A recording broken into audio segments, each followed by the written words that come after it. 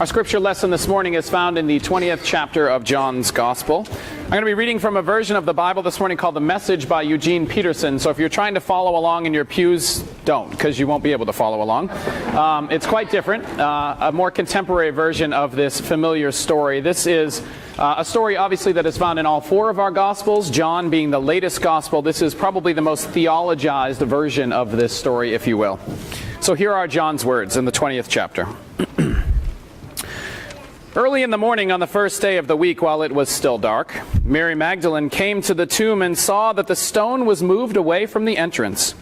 She ran at once to Simon Peter and the other disciple, the one Jesus loved, breathlessly panting. "They took the Master from the tomb. We don't know where they put him." Peter and the other disciple left immediately for the tomb. They ran neck and neck. The other disciple got to the tomb first, outrunning Peter. Stooping to look in, he saw the pieces of linen cloth lying there, but he didn't go in. Simon Peter arrived after him, entered the tomb, observed the linen cloths lying there, and the kerchief used to cover his head not lying with the linen cloths, but separate, neatly folded by itself. Then the other disciple, the one who had gotten there first, went into the tomb, took one look at the evidence, and believed. No one yet knew from the scripture that he had to rise from the dead. The disciples then went back home.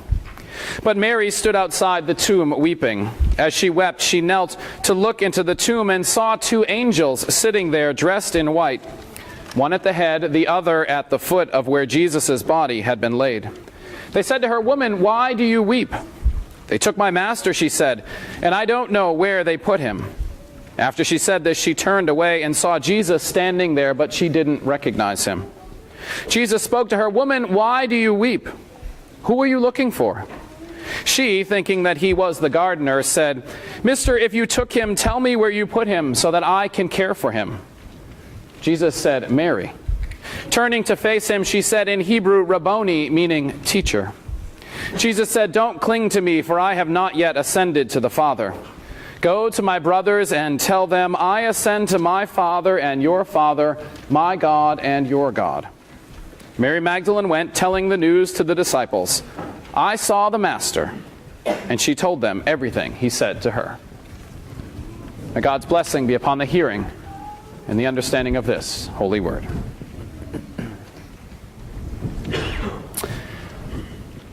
So I want to tell you a story this morning. Actually, I don't want to tell you a story. I want to tell you a little bit about myself. That story that you just heard, I was in it. But I wasn't Jesus. I wasn't Simon Peter, and obviously wasn't Mary. I was the other disciple. John's Gospel says the other disciple is the one whom Jesus loved, named John, not the John of the Gospel writer, but another John. They really needed more names back then, but that's another story. I wasn't that John or this John. I was another disciple named Boaz. You probably don't recognize that name. I didn't make it into the group of the 12 either.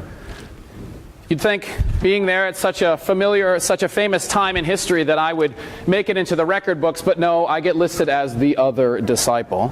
There was a whole group of us actually back then, men and women, all kinds of us, who were running around helping Jesus do his work, and we all had different kinds of jobs. My job was to run. You see, I'm an Olympic athlete. I bet you didn't know that the Olympics actually began in 776 BC in Olympia, Greece. That's way before Jesus ever lived. They began, at least that's the first time we know that they happened. They may even have happened before that. So I was a runner. I ran a race called the Dolikos.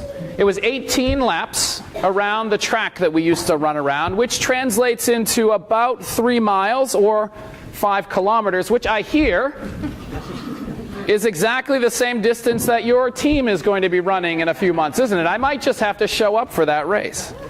So anyway, I was training for my race, and I decided to run some hills by the Sea of Galilee, and I ran to the top of this one hill, and it was hot, so I stopped to grab a drink of water and rest underneath the shade of a tree. And as I was sipping my water, I looked, and I saw a group of people talking. And then as I got a little closer, I looked, and the crowds that were listening to this person went all the way down the hill and onto the plain below. And I learned that this man who was talking, his name was Jesus. And as I got a little closer, I listened to him, and I I heard what he was saying about how the world wasn't really a good place and how he was trying to get people together to make the world a better place, and that those people who were having a hard time would be blessed by God. And I thought, that's a pretty good message. We have kind of a hard time. My family doesn't have a whole lot of money. In fact, that's why I'm an Olympic runner. My family thought if I would run and maybe win some money in races that we could make ends meet a little bit. That plan really hasn't worked out so well, but we won't go there this morning. So I listened and I thought, geez, this guy's making some good sense. And then I heard that the next day he was going to be preaching somewhere else nearby, and I thought, well, maybe I'll take my running route by him and listen to him again tomorrow. And so that's what I did. The next day, I went out running, listened to Jesus again, heard more of what he was saying, really, really liked what he was saying. Did it again on the third day. Ran by where he was going to be, listened one more time, still liked what I was hearing. And it was on that third day that I was leaving and about ready to head back home, and I heard someone call out, "Boaz, Boaz." And I turned and I looked around wondering who would have been calling my name, and I realized it was that Jesus guy. And he said, "Boaz, I realized that these last few days you've been running by here and you've stopped to listen to our message. Do you like what you're hearing?" And I said, I do. I like the idea of making the world a better place. That sounds like a great idea. And Jesus said, "Well, why don't you join us then?" I said, "Me? What can I do? I'm a runner. What can I do to make the world a better place?" And Jesus said, "Well, obviously you can run." "I can run? How's running going to make the world a better place?" And he said, "Well, here's the deal. We minister out in the countryside away from the city of Jerusalem, but we need to know what's going on in Jerusalem. So we need someone that can go to Jerusalem, find out what's happening, and then come back at night and let us know what's going on in the city. We don't have the money for horses or anything like that to get in and out of the city, so we need someone to run back and forth. We need a messenger." I stopped and thought about it. And thought, well, my Olympic career has been so lucrative that, maybe I could take him up on the offer. And so I did.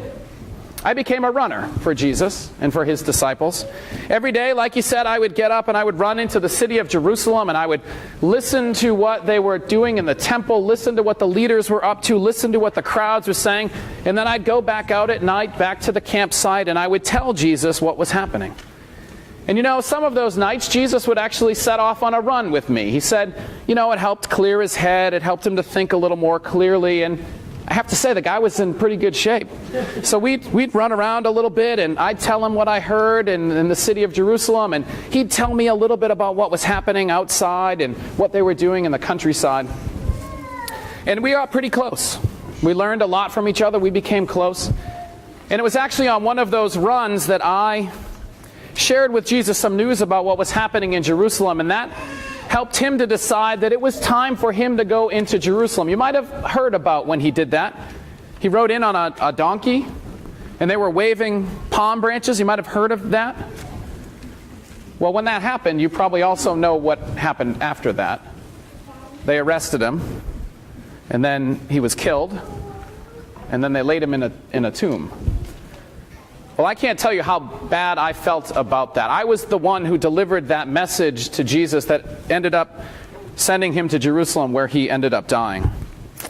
Now, I don't take much time off running. I try to stay in pretty good shape, but I took 2 days off. I just couldn't run. I could barely get out of my own way. But on the third day, I woke up and I thought, I got to get back out there. I've got to run. So I got up and I stretched out a little bit and walked outside to look at what was happening and with the weather. And it was at that point I saw someone running towards me. I thought, well, this is odd. We don't have anybody else in the camp that runs. And as she got a little closer, I realized that it was Mary. And she came and she was out of breath and she was saying, "You've got to come. They've taken him. The body's gone." I said, "Whoa, Mary, what's going on? Hold on." She said, "The body, Jesus, that we laid in the tomb, it's not there. I went to see him. He's not there." And so immediately I knew what I needed to do. I raced off to that tomb, and I arrived at the tomb, and I realized that she was probably right. The stone that had been in front of the tomb was now moved, and the tomb was open, but I was too scared to go in and see what was going on. It was then that Simon Peter, my tent mate, came running up behind me, and he raced right into the tomb. And he said, "Boaz, you've got to come in here and see what's going on." So I went, and I stooped, and I looked in, and It wasn't a very big tomb, so I quickly realized that there was no body in there. Mary was right. There was nothing in there, just some clothes that we had buried Jesus in. Now, John's Gospel will tell you that at that point we believed. I'm not sure what he meant by that, but all I know is we became really sad. We didn't run back to our campsite. We walked back to our campsite, and all we could think was, first he died, and then we buried him, and now they've stolen the body. We can't even anoint the body. This can't get any worse. And so for 2 more days, I sat in that campsite, and I couldn't do anything. Everybody was sad. Nobody wanted to do anything. And then so finally I decided, well, I can't stay here forever. Obviously this movement with Jesus isn't working out, so I'm going to go back to my career as a runner, and I'm just going to go back home and see if I can finally make some money running in the Olympics.